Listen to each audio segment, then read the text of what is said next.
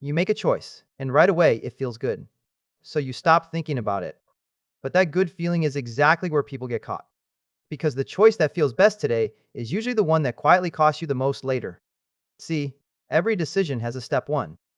That's the good feeling, the easy part. The part almost nobody checks is step two. And step two is where your life actually gets decided. Take Jordan. He gets a bonus, $1,200, and buys the phone he's been wanting for months. And honestly, that's the whole thought. Buy it, feel good, done. He never asks what comes next. So here's what comes next. The car bill lands, so he skips saving that month. Then his laptop dies, and there's nothing set aside. So he borrows, which means he's now paying interest on money he already spent.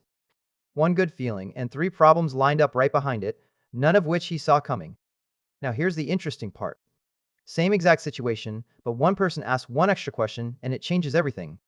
And hey, if you're new here, go ahead and subscribe. This is the kind of thinking I break down regularly. So, Alex gets the same bonus. Same 1200, same phone they've been eyeing.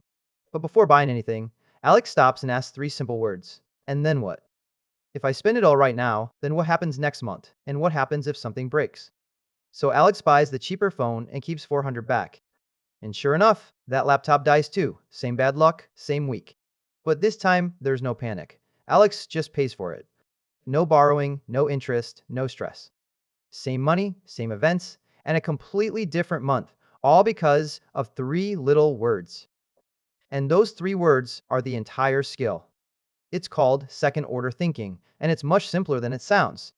First order thinking stops at, what happens if I do this? Second order thinking just keeps going, and then what happens after that?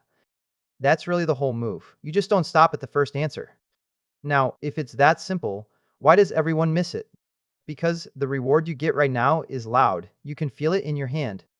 But the cost shows up later, so it stays quiet, and your brain listens to the loud one every time. Second order thinking is really just turning the volume back up on what happens next. And once you see it everywhere, not just with money. Picture a city that makes downtown parking free to pull in more shoppers. Step 1, more people drive in and it looks like a win. But then step 2, the roads clog up. And step 3, the buses can't move, so the shops by the bus stops lose the very customers the plan was meant to bring. It won at step 1 and quietly lost at step 2. That's the pattern over and over. So the people who always seem to make the right call, they're not smarter than you in the moment. They're just looking one step further down the same road you're already on. And they refuse to stop at that first good feeling. And the good news is, you can do the exact same thing. Before any choice that actually matters, run three quick steps. First, ask, and then what? Then ask it one more time and push two steps out. And finally, play that whole chain to the end and ask if you'd still choose it knowing where it lands. 30 seconds, two questions, and you sidestep the decisions you'd have regretted. Because the choice that feels best right now and the choice that actually is best aren't always the same thing. And then what is simply how you learn to tell them apart. So if this shifted how you think even a little, go ahead and subscribe. New mental models regularly. And I'll see you in the next one.